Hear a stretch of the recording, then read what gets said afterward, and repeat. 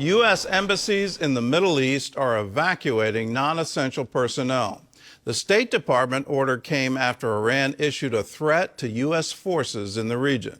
In Gaza, workers from a humanitarian aid group were brutally attacked by Hamas. Chris Mitchell has more from Jerusalem.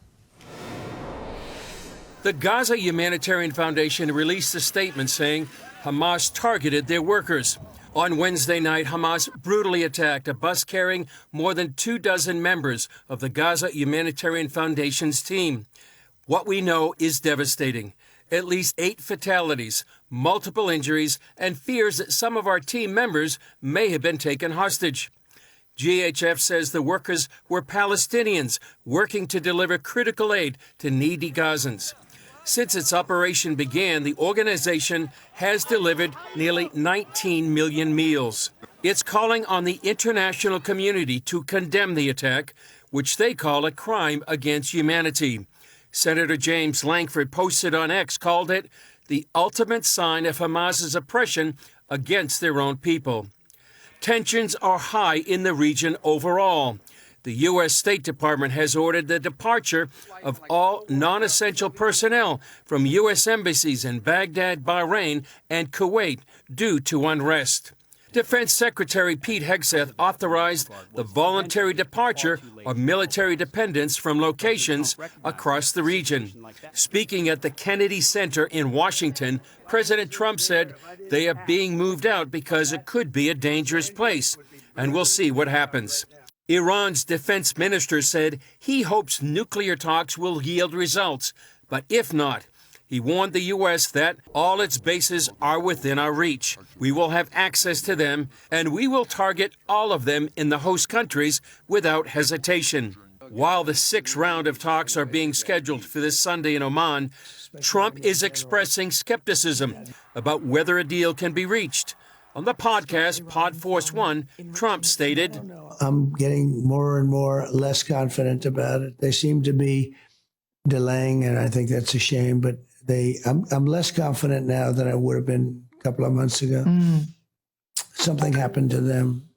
Jonathan Conricus of the Foundation for the Defense of Democracies believes the time for diplomacy passed long ago. After 15 years of diplomatic efforts and with unequivocal evidence that the Iranians are lying and they are trying to build a nuclear bomb, action needs to be taken. Israel reports it's recovered the bodies of 2 more hostages in Gaza, including Yair Yaakov, who was killed in Hamas's brutal October 7th invasion of Israel.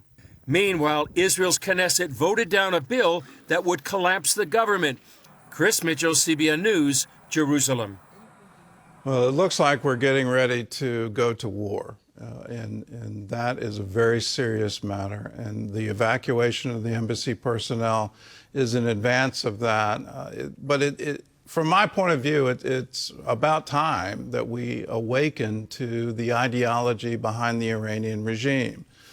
They've been after us since they started in the 1970s. And I'm old enough to remember the hostages from our embassy. And how tragic that was, and how ineffective the Carter administration was in trying to either negotiate their release or send in special forces to evacuate them. It's about time we awaken to it. Here's something that many people don't know about Islam.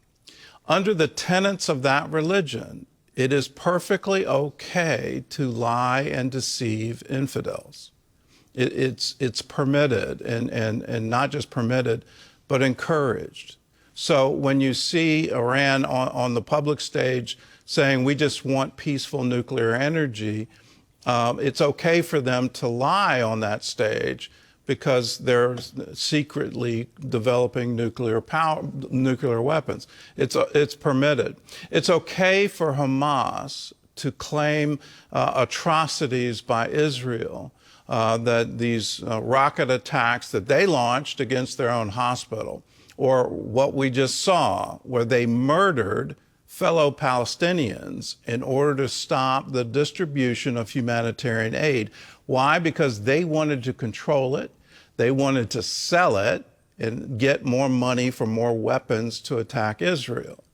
That's why it's okay for them to say from the river to the sea, and nobody called them, well, that's calling for genocide. And it's okay for them to label Israel a genocide state when all Israel is doing is defending itself from these horrific rocket attacks and the October 7th attack. They're more than willing to lie to us and deceive us in order to gain their ultimate end. The ideology hasn't changed. They want to completely occupy Israel. They don't want Israel to exist anymore. They've said that for decades. It's about time we believe them. And in that declaration, in that ideology, if they ever get a nuclear weapon, they will use it, and they will use it first against Tel Aviv.